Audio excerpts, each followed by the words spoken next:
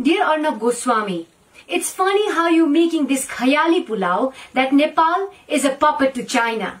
It gets funnier when you think that Limpiadhura, Lipu Lake and Kalapani belongs to Indian territory without carrying out any homework. And I repeat, without carrying out any homework. Welcome back, ladies and gentlemen. India has warned Nepal against making unjustified and catastrophic false assertions on Indian territory.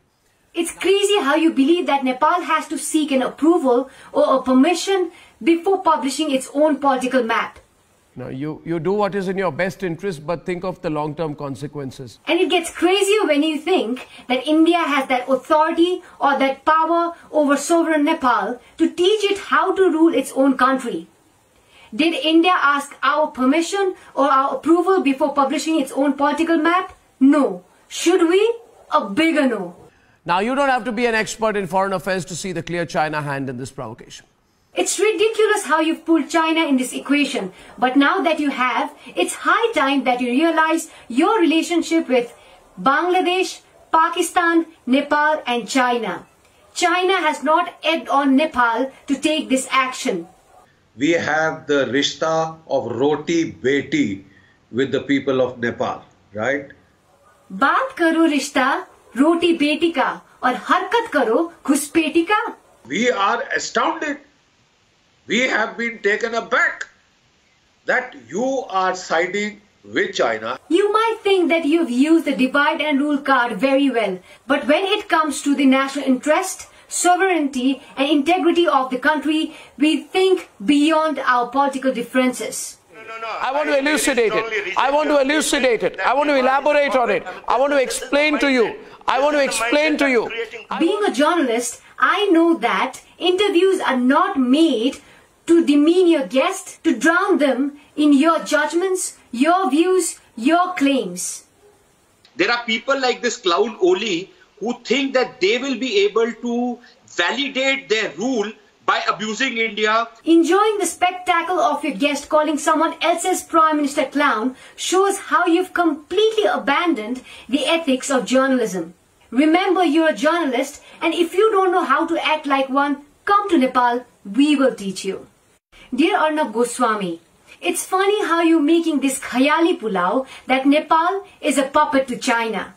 It gets funnier when you think that Limpiadhura, Lipu Lake and Kalapani belongs to Indian territory without carrying out any homework. And I repeat, without carrying out any homework. Welcome back, ladies and gentlemen. India has warned Nepal against making unjustified and catastrophic false assertions on Indian territory.